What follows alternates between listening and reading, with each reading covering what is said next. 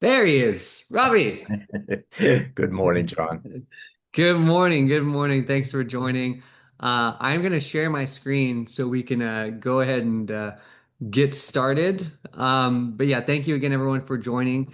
And we have a lot to cover today, so I think I'll jump right in. And I'll give Robbie a chance to introduce himself first. But yeah, so I'm John with MiaRec. Robbie, maybe if you would just want to quickly introduce yourself to the audience, and then we'll get started. Sure. Robbie Wilson, President, CEO, founder of Advantage Reserve. We're a small hospitality contact center in New York City and Fort Lauderdale.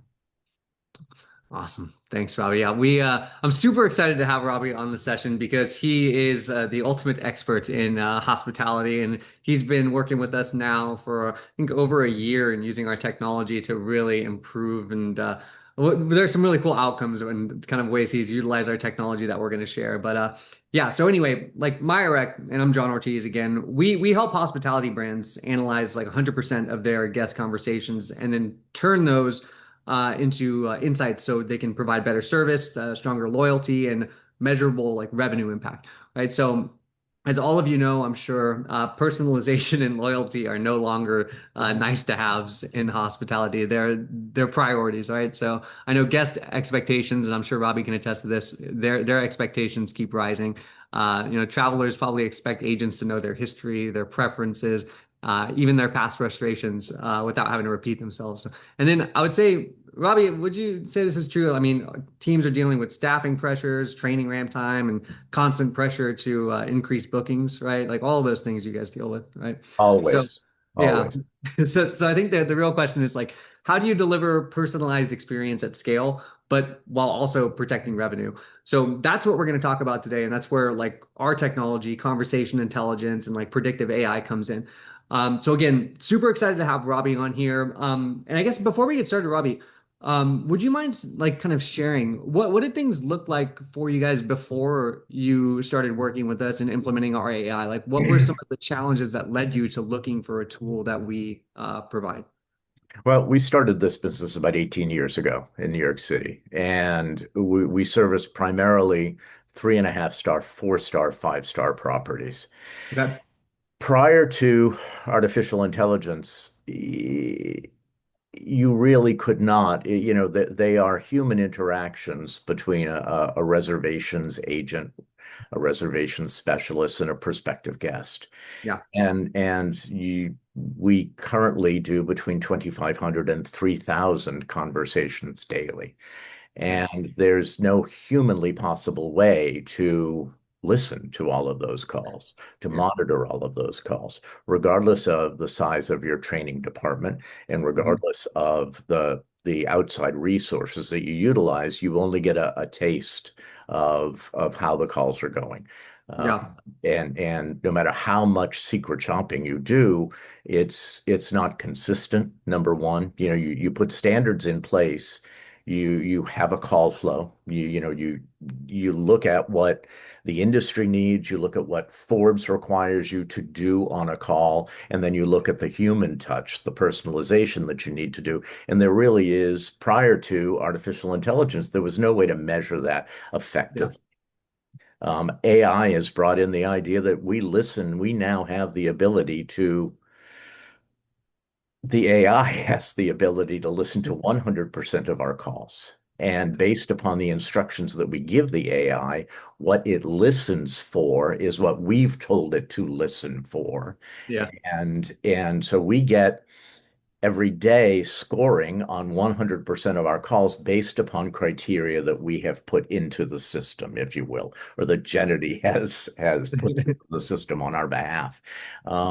And we're able the reports that we get out of MiaRec have been we've been able to customize the reports with the help of Kinu and Genity, et cetera. And we look at like we publish our lowest scoring calls each day so that we can then listen to those calls with the agents and coach them on those calls.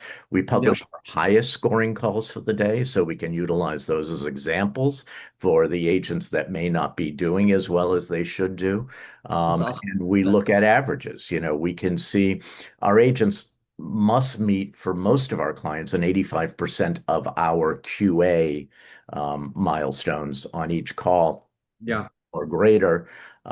Anything we have stipulated in the system that anything 65% or less gets flagged. And it can also get flagged in real time. So it really, the training ability, the coaching ability, and the ability to know exactly what's going on in these human interactions is much better. That's amazing. I love that. That's a a quick overview of what it looked like before and how you're already using it now, and that's just kind of a sneak peek into it. We're going to cover some really cool use cases that you guys have come up with. So no, thanks for setting us up there, Robbie. That's awesome. So yeah, everyone. So what we're going to cover today, obviously in addition to what Robbie kind of just talked about, I want to just quickly share with you the takeaways. So I'm going to show you, and we're going to show you on this call how you can use AI to capture guest preferences and intent directly from reservation conversations. Today, you'll see how you can detect service breakdowns before they turn into like negative reviews. It's really important, especially for hospitality. I'll show you guys examples of how you can coach your agents with AI with AI generated feedback. We'll show you really cool use case on how you can identify missed bookings and upsell opportunities. This is something that Robbie and his team are using, and well, I think it was your idea and how you guys started utilizing it. It is so cool. So I'm excited for that one. And then we'll show you, I mean, both basically throughout this entire presentation, how you can turn guest conversations into a measurable driver of loyalty and revenue. So that's what you'll walk away with and what you'll see today. So let's dive straight into it. So I actually want to talk first about personalization. And when we talk about personalization, this is what we mean, right? Like guests don't want to feel processed. They want to feel recognized. Maybe it's like remembering that they prefer like a high floor, or maybe that their last stay didn't go so well. That kind of context really changes the whole conversation, right? And I would say those small details are what drive repeat bookings. And I would say the interesting part too is that all of that insight, it really does exist already inside of your reservation calls that you have with your guests. It's stuck inside the conversation. So I'm going to show you what happens when you can actually use AI to pull that information out of the calls and automatically use it. And again, this is a great use case from Robbie and his team. So like I mentioned, I'll tee this up for you, Robbie, and I'll have you kind of talk about this personalization card. So every reservation call already contains really valuable guest details, right? Like preferences, intent, concerns, signals, and loyalty, things they want to do while they're at your property. The challenge has always been getting that information at scale. Because, like Robbie mentioned, you can't manually listen to thousands of calls looking for people requesting high floors or telling you that they're coming to visit because of their anniversary. So, what AI does is automatically extracts those details from every single conversation. So, instead of notes basically living inside of a call recording, they become structured, searchable insights. So, you can see guest preferences, special occasions, service history, even signs of frustration. So it's not just captured too. It's literally we organize it, and Robbie will show you this too, in a way that like your front desk team can use, your reservations team can use, CX teams can use. All right. So this is what it looks like in practice. I'll kind of show this guest personalization card, then Robbie, I'll have you talk about how you guys are using this. But like what this is an example of the AI extracting personalization details from a call where someone's calling in to book a hotel. Right. So you can see down here, like it tells you from the call, it can say like things like this is a first time guest, Paul and Elise blank are coming to visit, they're celebrating. It even tells you what they want to do. Like they expressed interest in going to a baseball game, a Detroit Tigers game when they're there. They want to go to this bar and grill when they're at the hotel. They want to go to the pool, the fitness center, do daily live entertainment. So extracting all of these different things that these guests want in terms of personalization. Robbie, can you speak to like the importance of this and how you guys are using this? I think this is super, super cool. Sure. Yeah. So I was in an HMSAI meeting, yeah, a couple of months ago, and the term hyper personalization was used, and there was a Okay. panel of 6 or 7 people on the stage, and everybody was talking about hyper personalization.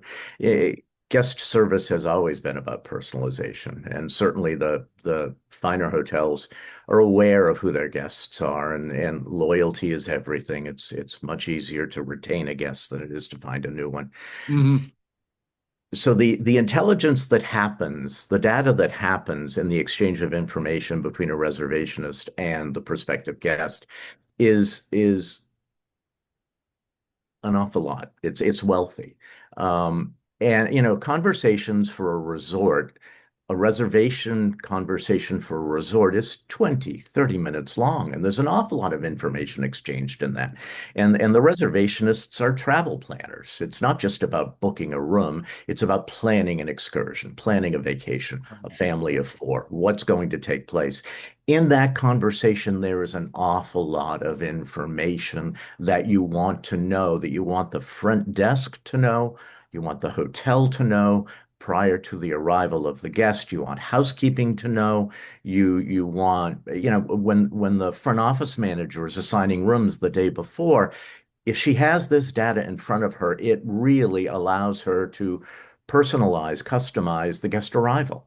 And the recognition at the front desk upon check-in from the front desk agent to the guest is unbelievable if you can feed this information back to the guest. You've really started off on the right foot with the guest.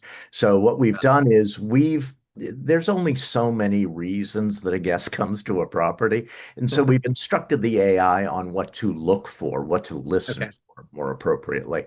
And then we narrow it down, and that information is available to the hotel through a portal in real time. Oh, And wow. so Okay. they can pull an arrival for, tomorrow's arrival date. They can pull the arrivals for tomorrow that came in via voice and take a look at those guests and prepare for those guests appropriately. Be it, simple stuff gets added to the reservation. High floor, away from elevator, low. Yeah. Um, um, we book room types based upon the view that guests want, etc. Hmm.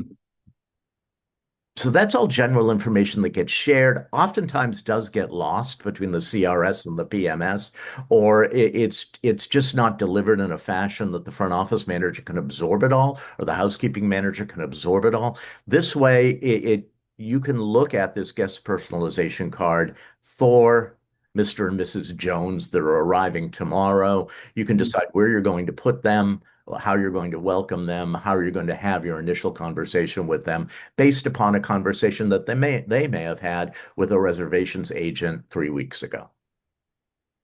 That is that's unreal, honestly. I mean, especially too in this day and age where, I'm sure the competition is fiercer than ever in hospitality and the hyper personalization is a thing, that this industry is talking about. This actually allows you to do it, right? So And that's it's funny, I get a kick out of when I hear hyper personalization today. It's like it's a buzzword. I've been in yeah, this for sure. business a few decades, and it's always been the way that you satisfy a guest. There's nothing really new here.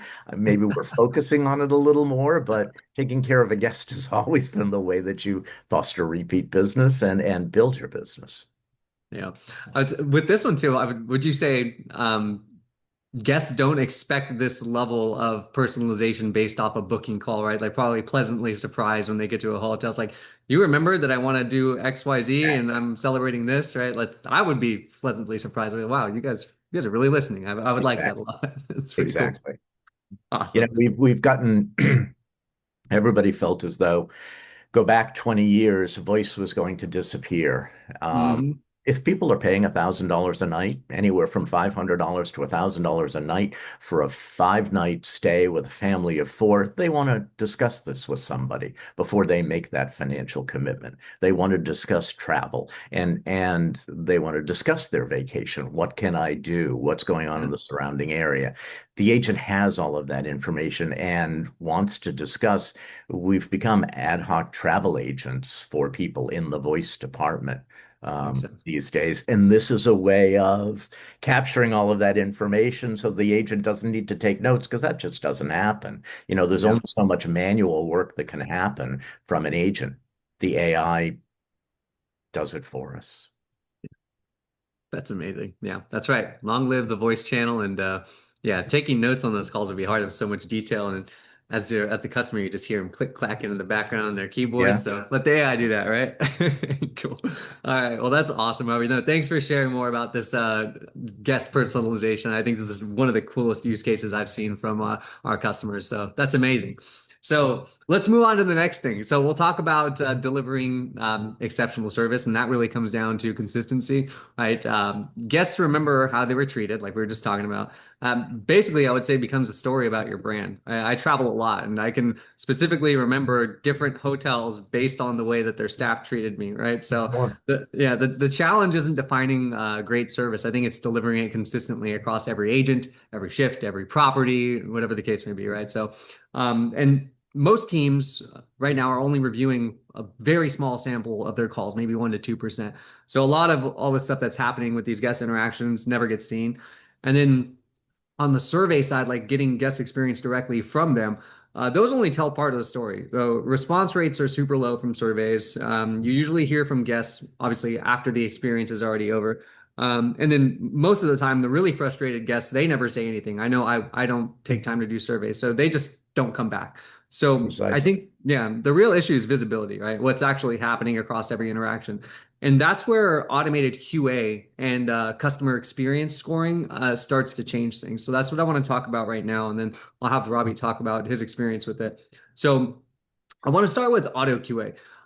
So basically, what auto QA is, and I won't go into an elaborate demo, I'll mainly just explain it, but auto QA evaluates 100% of your guest interactions automatically. And this is what Robert was talking about at the beginning of the session, right? So no one has to review now manually like any calls. No more reviewing 1 to 2% of calls. You literally can see everything because of AI. So every conversation is being measured against your service standards.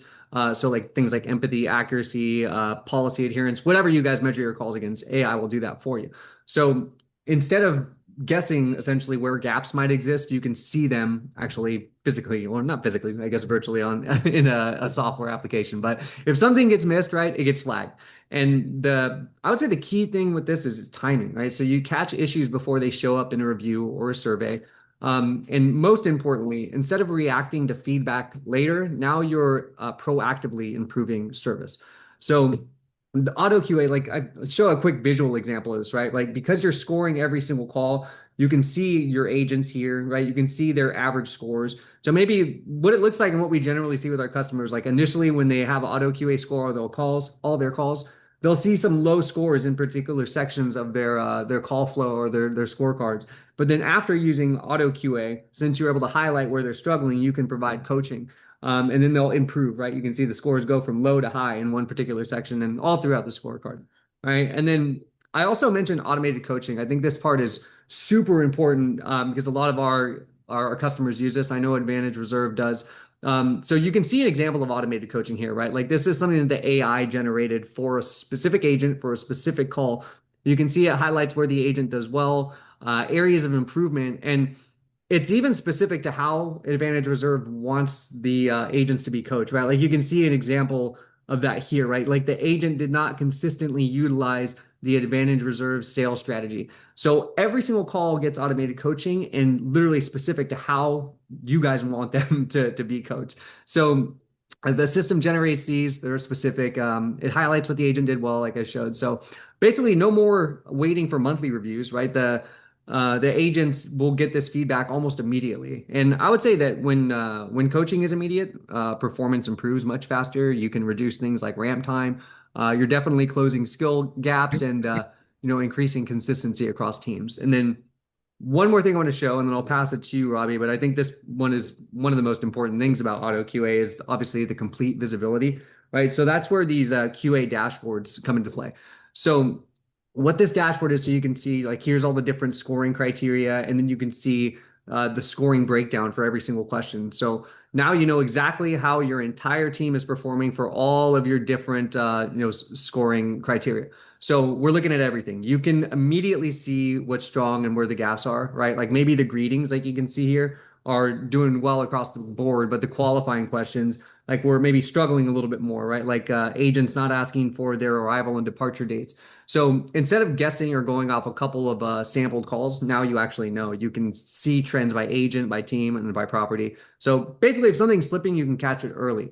and then you can manage with clarity. So once you have the visibility into these service behaviors, the next question I would say becomes, how did the guest actually feel?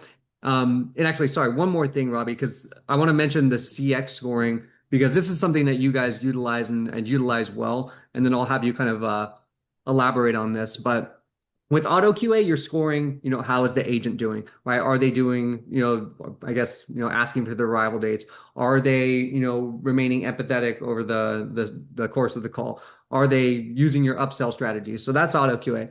But with predictive CX, so what this does is it analyzes the entire conversation for how the guest feels. So it looks at like language, interruptions, how clearly the issue is resolved, right? Like automated CSAT scoring. And then it can give you inferred CSAT, NPS, effort, and even like churn risk scores. So instead of waiting for surveys, you get these CX insights immediately. And I think that matters most because, like I mentioned a second ago, guests don't really ever respond to surveys, or a very few amount of them do. And then, that leaves hospitality leaders making decisions from like a really small sample of feedback from guests. But with this predictive scoring, you can see the experience across 100% of the interactions, right? So you can spot all the people that are upset and happy and everything in between. And then I would say when you combine this with auto QA, like you guys are, Robbie, predictive CX, that's when you get something really powerful, right? Consistency in service, higher satisfaction, more repeat bookings. So I'll pass it to Robbie now, right? So we did a really thorough case study with you guys, and we saw some really impressive results, like 100% coverage across your calls, 12% increase in QA scores. But I want you to kind of explain, Robbie, like, because when the foundation of our relationship with the auto QA, right? When we first started talking, you guys were looking for a way to automate it. So I guess what has this meant operationally for your team to have like automated QA and like all the CX metrics too, like CSAT and things like that? Right. It's you explained that beautifully, John. And the Thank you. first thing that I want to say is the partnership between Advantage Reserve and MiaRec has been wonderful because I think because of I have a personal relationship with Gennady at this point in time and Kinu, and we meet on a fairly regular basis. Yeah. Initially, Gennady met with my COO and my CRO and established the QA standards within the system. So the customization was great. Mm. So, it's not a general scoring that the system does. It does a scoring, it does a QA scoring based upon a great deal of work between our side and the MiaRec side. No. That has been very beneficial. It has improved our scores. It's actually given us a way to know what we're doing. Yeah. Some was guesswork prior to 100% coverage. Now that I have 100% coverage, I have a great deal more confidence in what my product or service is because I know it. I get feedback I get reports every morning from my COO Yeah. that tell me the average score for the day, the line by line score by agent. In addition to that, the CSAT is, as you said earlier, John, QA is the agent meeting the standards that we have set for them based Yes. upon Forbes, based upon what we know works in the industry to keep the call correct, putting Yeah. the guest in the right room on the right dates at the right rate with the Hmm. correct bedding. That's necessary. So QA has to follow that at the Yeah. correct rate is a very important thing. CSAT is how the guest feels. So how did the guest feel during the call? Was there ease during the Hmm. call for the guest during the conversation? Did it go as well or better than they had anticipated? And that Definitely. CSAT gives us a direct line into how we need to work with the specific agents on their tone, on their friendliness, on Yeah. their people remember, a guest doesn't necessarily know. So one of our standards is, as it should be for everybody, when you're stating an arrival date, you match the day with the date. You don't assume anything in that. So, today is what is today? Thursday, March 5th, Yeah. 2026. Hmm. Tomorrow is Friday, March 6th, 2026. Yeah. If the agent, excuse me, the guest doesn't know if you just say, "So I have you arriving on Friday." The guest doesn't know that that was is a potential error. But the Yeah. guest knows at the end of the conversation how they were made to feel, the ease with which it worked, Yep. if they're excited about their trip. And that's what's measured through the CSAT score. And our mean right now, we get scoring on CSAT from your reports from 1 to 5. Yes. You're currently averaging a 3.8 or a 3.9. Anyone that's below the mean of 3.8 gets worked with right now. Our Wow. goal Okay. for 2026 is a 4.2 in general. So those tenths of a point matter a great deal. Uh, Definitely. but that tells us how the guest is feeling. Is the guest feeling warm and fuzzy? Is the guest made to, at the end of the conversation, is the guest made to feel excited about their journey? Are they excited about, do they have faith and confidence in the individual with whom they just spoke? Yeah. That's that's really awesome. I mean, just listening to you, talk about how you guys are using it, I'll tell you this is someone who's using the AI correctly into its potential. But I think it's so important, like you said, like QA. A lot of times we've seen this kind of like common pitfall. Like people think just because our QA scores are good, that automatically means CSAT's going to be good, but that's not always the case, right? So having the distinction of scoring for QA and CX and using those to really get a complete picture is so, so important. And you guys are doing that And they're perfectly. two different types of training. They are Yeah. two different coaching Mhm. possibilities with the agent or coaching opportunities with the agent. Yeah, for Some sure. agents can do beautifully in QA. They may not be as warm and fuzzy as you need them to Yeah, be.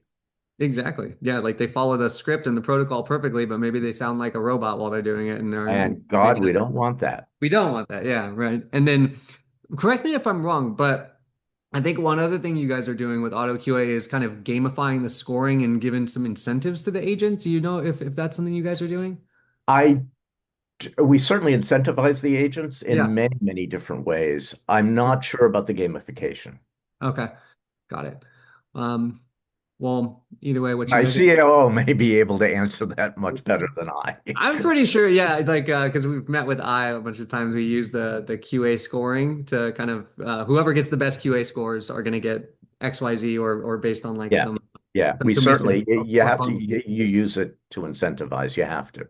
Exactly. Yeah, that's what I was looking for. So no, I worked in contact centers for many years too, and I've like as an agent all the way up to leadership. And I think one of the most impactful things you can do is gamify and incentivize based on some performance. And then when you have objective scoring like this with QA, it just makes it so much easier to do that, and it's motivating for the agents to perform better and provide better service. So And I it's love funny, it. something I hadn't thought about until just this very minute is, Yeah. in the old days when it was manual scoring, even it was an outside company that was manually scoring, agents used to challenge the scoring all the time. Oh, for sure. Yeah.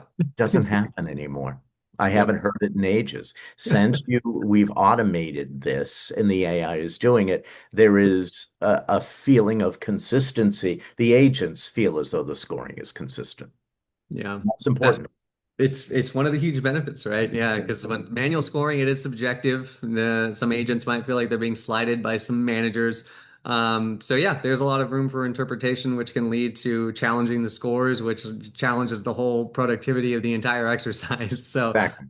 I agree. I agree. That's amazing. I'm glad to hear that too. Well, that is fantastic. Well, thank you, Robbie, for sharing that. So let's move on to one last thing that I wanted to talk about with how you guys are using this, and that's with using it to increase revenue. So I'll cover these things one at a time. I know it's a lot of text on the screen, but I want to talk about revenue because at the end of the day, like every one of these booking conversations, they either convert or they don't, right? And when it doesn't, I would say most hotels and hospitality brands, they don't really have a structured way of understanding why uh, bookings aren't happening right now, right? Like revenue gets tracked, bookings get tracked, but missed revenue, would you say, Robbie, at least before using something like this, missed revenue wasn't something that was tracked, only the bookings? That's correct. So Yeah. a call is either a zero conversion or 100% conversion. And Understood. you you always get a reason at the conclusion of the call from the agent as to the reason for the regret and or the denial if it does not convert. But you don't certainly don't get the value of what that reservation would have been. And so in what we've accomplished with your team is we now put parameters in so that we know the value of the reservation that was lost, why it was lost. We've actually fed the AI. I think we get 5 to 10 different regrets and denial reasons that are ideal for us to retarget. And Yeah. so we've formed a report we can look at, and the way we've stipulated is we look at the next 60 days out from today, out for 60 days, and the reasons why something didn't convert for a specific date. Price Yeah. too high. Well, the revenue manager needs to take a look at that if on a particular date she's received an awful lot of declinations because the price was considered too high. Yeah. It's like, the most common reason that people give at the conclusion of a call that they're not reserving at this point in time is I need to check with my traveling party. I need to Hmm. check with my spouse. I need to check with the girls that I'm traveling with. I need to check with my boss, whatever. So Yeah.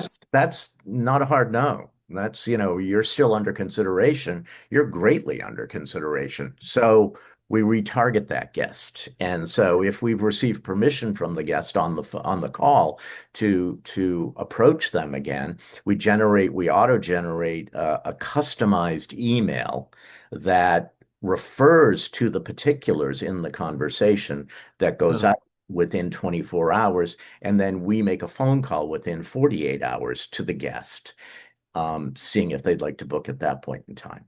So it just retargets a very warm lead, um, and it works. and it works. That's the In best addition part. to that, so those are the actions that we take. But in addition to that, Yeah. this report specifically is great for um, a revenue manager to take a look at. So why am we met with a client that has 4 hotels in Miami Beach day Okay. before yesterday. And they've been a client of ours for, okay, funny, we were laughing, for 18 years. The first hotel they built opened 18 years ago. Okay. 418 rooms. Nice property, water oceanfront property. Their ADR is in excess of $600 annually of what we book. And she was able to, we did a customized report for her, for the regional director of revenue, to take a Hmm. look at. And she was immediately able to look at it and say, oh, that was because of Passover, or that was because of a citywide that we had coming in. So she knew, because she knows her market, she Yeah. knew what was acceptable for her to let go and what was not acceptable for her to let go. So if she had lost a $10,000 booking on a particular date that she has a need for that, she's now aware of that. Why did I Wow. lose that booking? Has that booking been, has that potential guest been retargeted? Yes. Because I want that $10,000. Now, during Passover, I didn't necessarily need that $10,000 because I was already getting what I Cool. needed or I was full. But on particular dates, you take a look and okay, wait a minute, I had potential to make this. Why was I unable to capture this? And so there is somebody out there that's considering spending $10,000 on a date that I need it. I want That's to get silly. That's crazy. So kind of based on some occupancy rates, you can kind Sure. of look and all right, well, which dates do I need to Sure. increase my bookings? And then you can see it right here, like exactly why they didn't book, Yeah. exactly how much revenue you've lost on that specific day, or potentially have missed so far, and then you can capitalize on that based on the workflow you were just talking about. And then keeping this as history, when you look at next year over the same time period, you know when your demand is going to soften for particular dates. If you're looking at what has, you're looking at what you've, when am I no longer getting pressure for these Yeah. dates? How far in advance do I need to, excuse the expression, drop my pants So, Yes. how far in advance do I need to drop my rates to the point where, or how long can I hold them while I still have? And if you look at that, I'm excited for the properties that we've instituted. I'm excited for next year because they know the patterns for this year that they can take a look at in their history. That's okay. I didn't know that part of it. Yeah. So basically, what you're saying is you can use this to predict next year and then almost help Sure. you with determining pricing for next year. Sure, sure. That's It's a Revit well, and based upon the market and based yeah, upon the macro events in the economy. of But course. it certainly is it's a helpful revenue tool. Yeah. Wow. That is amazing. So, um, again, this is something I believe that you and your team are, I guess, working collaboratively with us, but mainly I think this is your idea. This is a really, really cool use case for using some, AI revenue intelligence to increase bookings and increase revenue overall. So, I think everybody forgets about voice. I don't think, we look at our direct bookings via web, we look at our OTAs, we look at our groups, we look at how all of that feeds our business. I think voice is oftentimes a forgotten channel. yeah, And we're in the voice business and solely in the voice business. And yeah, so I decided with the advent of AI, we would optimize voice. We would yeah. optimize the revenue from voice. And for many properties, we are 20 to 25% of their overall revenue. If I can optimize that and add to it, great. Yeah. Yeah, that's awesome. Well, yeah, and with the voice, I think you have like we've talked about, the biggest opportunity to really get these, especially the personalization details and Sure.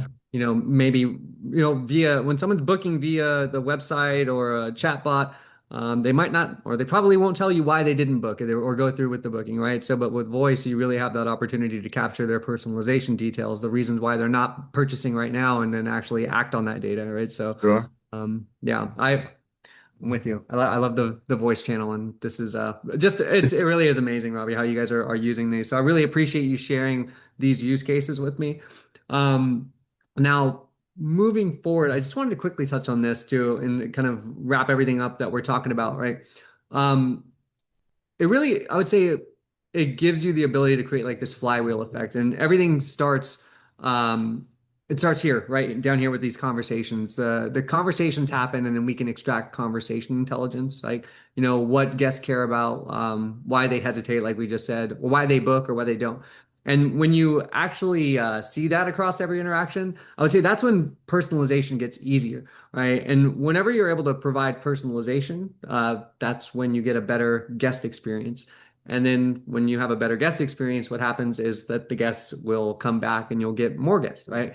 And from that, the revenue is going to follow, right? And then when more guests come back, more conversation happens. Again, you can extract that intelligence from those conversations, and it just goes on and on and on, right? So I guess one last thing I want to have Robbie talk about. I mean, like I mentioned earlier in our conversation, we started this relationship on the foundation of QA. Well, that's where we started, and now I think hopefully the audience can see how this has branched out into all these other use cases. But I guess from your side, how did that first step change the way you think about what's possible now? I know like I said, you come up with all these. So I guess how has your understanding of all this changed as we've worked through all this?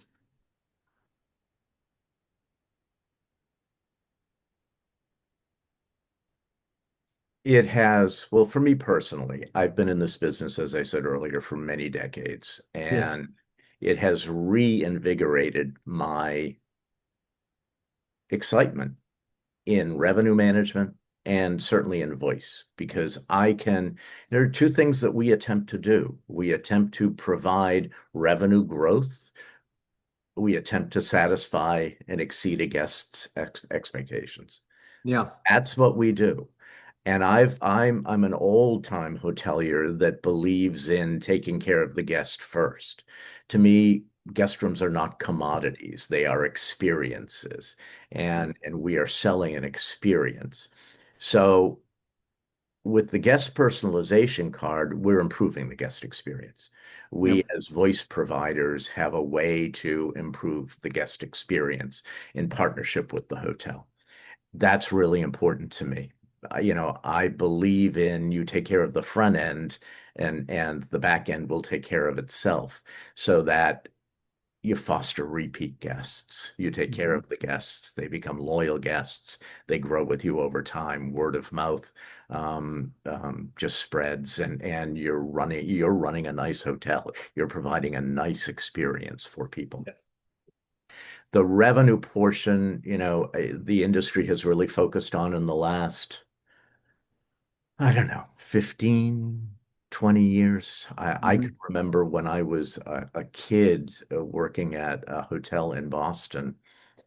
I can remember the GM pulling us all into a manager's meeting and introducing the concept of yield management. Prior to that, it wasn't. There were weekday rates and there were weekend rates. That was Mhm. it. Nobody, yield management was used by the airlines. Hotels, I remember when it was introduced into hotels, and Yeah. now it is everything. And so we've tried to keep up with that and in helping the hotels enhance that.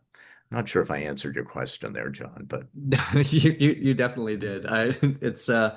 It's great to hear like your insight on all of that. So you definitely answered my question on that. And yeah, dang, all the way back to when yield management was implemented. I love it. yeah, Yeah.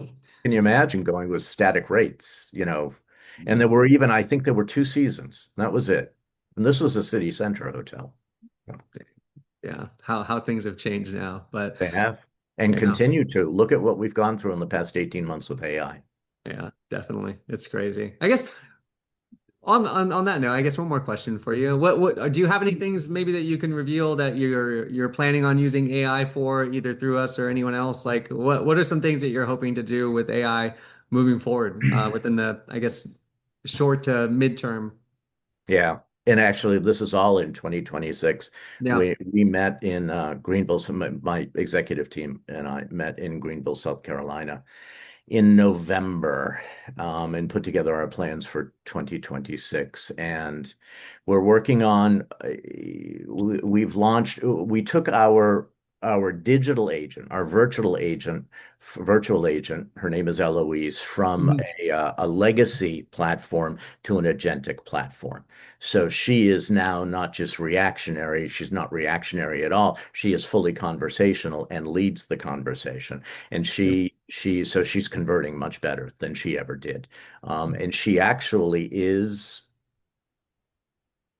The first time that I listened to the agentic example versus the legacy example, I referred to the legacy example as IT. I found myself referring to the agentic example as she and her. So it really becomes almost human-like to me. I can have a conversation, and because of the connection with the LLM, she can give me broad information about the surrounding area, about what I might want to do, in addition to all the information on the hotel. And there are guardrails in place that she doesn't go too far off. Yeah. It's very, very interesting to me. But that's one move that has taken place into it. So Eloise is now agentic. We're doing a real-time agent assist platform for the live agents so that Mhm. they get fed information, and it's less, all of the information can be presented to them on the screen as opposed to them having to search for the information in the booking engine or on a SharePoint page or Yeah. wherever on the hotel's website, so that all of that feeds to them at once. We're looking at, with you folks, developing and launching. We have already launched with a couple of properties, what we've discussed here today. Um, I guess that's all I'll speak of. There are a couple of other things in the works as well, but it really, I don't want to bite off more than I can chew at Yeah. once. Um, you have an idea, you work with your partners on the idea, and then you attempt to execute the idea well and let it sit for a little while and see if it is valuable. Yeah. Yeah, for sure. No, thanks for sharing all that. And Yeah, I think yeah, I forget the exact stat that it is, but I know like something like 90% plus of AI deployments or with businesses are failing right now. So like with how much success you've been having with it, I think it's a testament to, just how strategic you've been with implementing it, right? And yeah, so I think I wanted to have you share that just so I mean, this is someone who's had success with AI and a lot of businesses are struggling with it. So it's important for you to kind of share why and how you've done it and what you're doing with it. So I appreciate you sharing that. So thank you, Robbie. And I think we'll wrap up today. So I want to actually just propose one more thing. So if any of this has resonated with you, the audience, what we can do, and if you'd like to, we can schedule a 30-minute strategy conversation. So basically what this will do is we'll have a focused conversation about your CX or revenue goals. We can, during this call, align on if there's any measurable opportunity for improvement, right? Like, is there opportunity for us to help you improve your CX and increase repeat bookings? Maybe is there an opportunity for us to help you identify some missed booking opportunities? Like basically everything we talked about with Robbie today. So if you guys are interested in doing that, I'm actually going to put up a poll here in just a second, and then if you guys are interested, let me know. So I'm going to launch this. If you guys are interested in having a conversation about recovering lost bookings due to customer objections, feel free to vote. If you're interested in having a conversation about increasing conversion and upsell performance, click that one. Or reducing guest churn, and then lastly, improving agent consistency and QA visibility, which is like the auto QA. So I'll leave that up for now. And if you're interested, I'll reach out to you after this is over. And I think I just want to end it too. I want to get to a Q&A. And I think I saw some questions in the chat. Thanks for waiting for these questions. So I want to go back to these questions. So let's see. I think I saw one question in here that says, how accurate are the AI generated QA scores compared to manual evaluations? That's a good question. Maybe Robbie, do you want to answer that Yeah, first? And they maybe I can are. offer like, They yeah, are because we're constantly we haven't given up listening to our own calls. Trust me. uh, My training department is as large as it ever has been. My QA and training department. yeah, The AI has only enhanced what we're able to do. We any call we still listen to an awful lot of live calls. for Uh, sure. it just and the AI is accurate. The AI is accurate, I think, because of all of the pre-work that Advantage Reserve did with MiaRec, Yeah, so that there have been guardrails and parameters put in place that it's not just a general instruction that's been given to the AI. It is a specific instruction of what to listen for based upon that. Genity worked with, again, my COO and my CRO for, I yeah, wasn't involved in this, but I want to say it was a 4 or 5 month project, weekly meetings to get this down. yeah. So it was very specific. So yes, it's working. That's great. Yeah. The one of the most common questions we get is like, is it accurate, right? Compared to how our humans score the call. And yeah, I remember working with your team to really dial in that accuracy. Like it was it's a good thing we work together on that, right? And some of the questions too are quite complex on your QA scorecards, right? Like they're not a lot of them aren't simple like yes, no. A lot of them are like kind of dependent on if the agent did this, then this, right? Like it's kind of if a lot of if then scenarios, which was can be difficult to get AI to be accurate in scoring, but I know we were able to get there with you. So Yeah. It um, took time. It yeah, did, for and it sure. took dedication on both sides. Absolutely. Yeah, for sure. Cool. Another question I see is it says that once you introduced AI into the QA process, what changed most for your team on a day-to-day basis? Hmm. Well, one of the points that I made earlier, I don't think the agents question the legitimacy of the scores any longer, or because they are. I think the agents feel as though the scores are consistent and objective. Hmm. Um, yeah, our scores have improved. They just have because of all the work the AI does on our behalf. my training team is much more of their time is dedicated to the one-on-one coaching with agents. Yeah. Certainly a greater percentage of their time is the one-on-one coaching that delivers the results that you're looking for. They're not spending nearly as much time gathering the intelligence or gathering what they need to do. That's presented to them, then it allows them time to do it. Yeah, for sure. And I think that time saved is always just one of the most obvious impacts. And probably they're grateful for that too, because again, I used to work in a contact center and manually gathering the intelligence, like scoring the calls. It's horrible. It's one of the most least fun tasks that you can do. So that's great. No, thank you, Robbie. Well, I think that's it. I didn't see any more questions. So one last thing, Robbie, I'll ask you. I mean, any other last minute thoughts or No, I advice? just, the partnership between our two organizations, I can't speak highly enough of.